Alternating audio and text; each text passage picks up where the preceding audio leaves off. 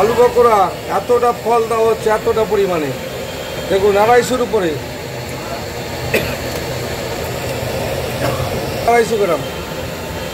এক একটা বিরিয়ানি হাঁড়িতে কি 250 গ্রাম করেই যায় তো? করে খাওয়া ফ্রিজে আমাদের, যেহেতু 15 কেজি চাল দেওয়া হয় তো হাঁড়িতে। এই যে এবার দিয়ে দেবো আমি।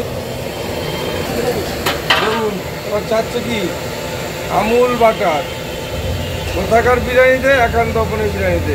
আর যারা বলেন না বিরিয়ানিতে বাটার চলে না, সেসব ভাইদের আমি বলে দিচ্ছি, বিরিয়ানিতে তোমরা চিনলে সেদিনকে বিরিয়ানির জন্মলগ্ন থেকে আমরা লেগে আছি এর সঙ্গে। আমি তাদের উদ্দেশ্যে বলতে চাইছি, যখন বিরিয়ানি শুরু হয়েছিল ভারতবর্ষে, তখন বাটার আর ঘি দিয়ে বিরিয়ানিটা হতো, ডালডা দিয়ে না। যারা ডালডা মারছেন আর পয়সা দিয়ে প্রমোশন করছেন না, তাদের উদ্দেশ্যে এটা বলে গেলাম।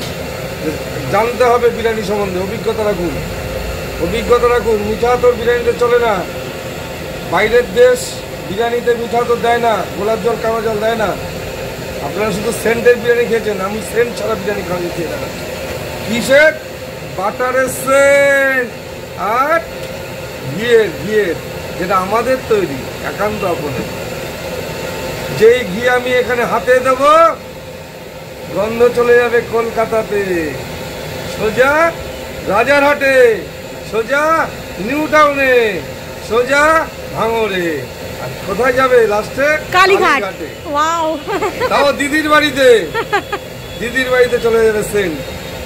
কালীঘাট, বুঝতেই তো পারছেন মানে কোথাকার, মানে সব থেকে কলকাতা মানুষের প্রিয় শহর কালীঘাট, মানে প্রত্যেকটা মানুষের তীর্থস্থান, যেখানে মা কালী পুরো স্বয়ং বসে আছে, সেই কালীঘাটে সেন্ট চলে যাবে।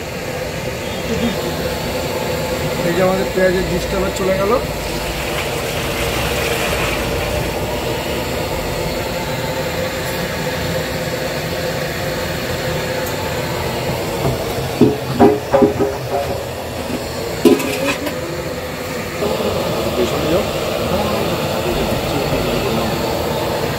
এটা কি দিলেন দাদা? চিনি, চিনি, চিনি। আমাদের চিনি ভাগ দেওয়া হয়।